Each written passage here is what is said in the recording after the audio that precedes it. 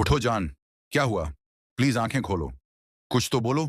उठ जाओ प्लीज, नीकी सांसें। सुबह का वक्त था। खाने की मेज पर रखी थाली में नमक थोड़ा ज्यादा था। बस इतनी सी बात पर पति का गुस्सा फूट पड़ा।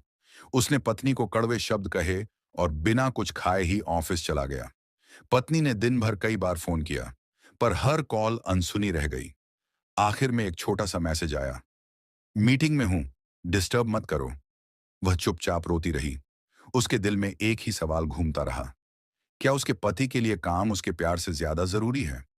शाम को उसने फिर हिम्मत करके कॉल किया। इस बार पति ने झुंझुलाकर कहा, ड्रामा मत करो, अपने समय पर आऊंगा। फोन कट गया। उसके साथ ही पत्नी का मन भी जैसे टूट गया। रात हुई, पति घर लौटा। घर में अजीब सी खामोशी थी। कमरे में देखा तो पत्नी सोई हुई लग रही थी। किचन में उसका पसंदीदा खाना सजा था। सोफे पर सलीके से उसकी नाइट ड्रेस रखी थी। यह सब देखकर पति का गुस्सा धीरे धीरे पिघल गया। वह उसके पास बैठा। तभी उसकी नजर तकिए के पास रखी एक चिट्ठी पर पड़ी। चिट्ठी में लिखा था, शायद मैं एक अच्छी पत्नी नहीं बन पाई, इसलिए तुम्हें मुझ पर इतना गुस्सा आता है। शायद मेरा प्यार तुम्हारे लिए बोझ बन गया है। मेरी बातें अब तुम्हें बेकार लगती हैं। मैंने बहुत कोशिश की, लेकिन तुम्हें खुश नहीं रख सकी। अब इस गलती की सजा मैं खुद को दे रही हूं। अब कभी नमक ज्यादा नहीं होगा, कभी आवाज ऊंची नहीं होगी, कभी तुम्हें शिकायत का मौका नहीं मिलेगा। चिट्ठी पढ़ते पढ़ते पति के हाथ कांपने लगे। उसने पत्नी को हिलाकर उठाना चाहा, लेकिन अब बहुत देर हो चुकी थी। पत्नी हमेशा के लिए दुनिया छोड़ चुकी थी। उस पल उसे समझ आया कि जिन बातों को वह ड्रामा कहता था, वही किसी का आखिरी दर्द भी हो सकता है। अब उसके पास पछतावे के सिवा कुछ भी नहीं बचा था। वीडियो को लाइक जरूर करें। एक बीवी बहुत बीमार थी। डॉक्टरों ने कह दिया कि अब गिनती के ही दिन है। बीवी ने अपने पति को पास बुलाया और बोली, सुनो, मेरे जाने के बाद एक वादा करोगे? पति भावुक होकर बोला, हाँ, जो कहोगी करूंगा।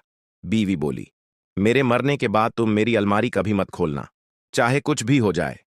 पति ने कहा, ठीक है, तुम्हारी आखिरी इच्छा है, नहीं खोलूंगा। कुछ दिन बाद बीवी चल बसी। समय बीतता गया। कुछ महीने बाद पति ने सोचा, अब अलमारी खोलने में क्या हर्ज है? आखिर उसमें ऐसा क्या है?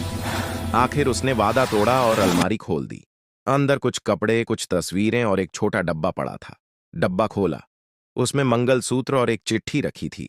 चिट्ठी में लिखा था, जानती हूं तुम मेरा वादा तोड़ दोगे, इसलिए मैंने पहले ही यह खत छोड़ दिया।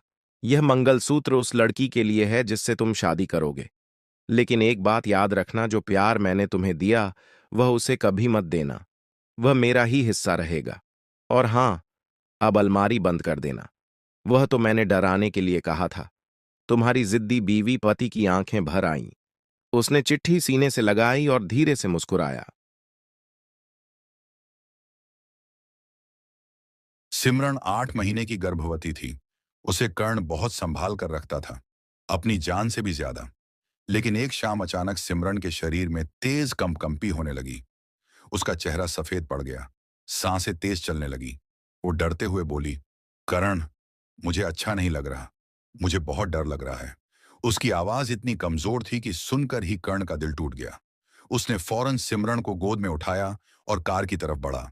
हाथ कांप रहे थे। आंखें भर आई थीं, जैसे दुनिया उसी पल खत्म हो रही हो। कार से हॉस्पिटल जाते हुए सिमरन धीरे से बोली, अगर मुझे कुछ हो गया तो हमारे बच्चे का ध्यान रखना। उसकी बातें सुनते ही करण चिल्ला पड़ा, चुप, ऐसी बात मत करो। तुम दोनों ही ठीक रहोगे, समझी? लेकिन उसकी खुद की आवाज टूट रही थी। हॉस्पिटल पहुंचे तो डॉक्टरों ने फटाफट सिमरन को अंदर ले लिया। करण बाहर खड़ा था। दुआएं, डर, रोना सब कुछ एक साथ उसके अंदर घुमड़ रहा था।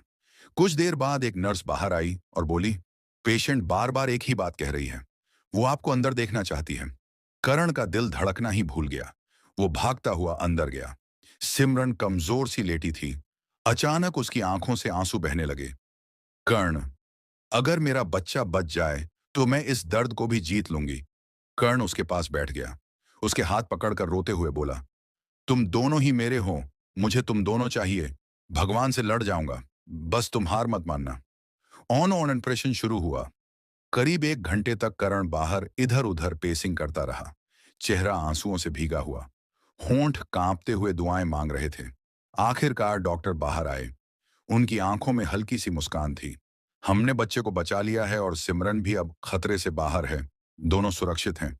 ये सुनते ही करण जोर से बैठ गया। उसकी आंखों से रुकते नहीं रुक रहे आंसू बहने लगे। वह अंदर जाकर सिमरन को देखता है। सिमरन मास्क के पीछे मुस्कुरा रही थी।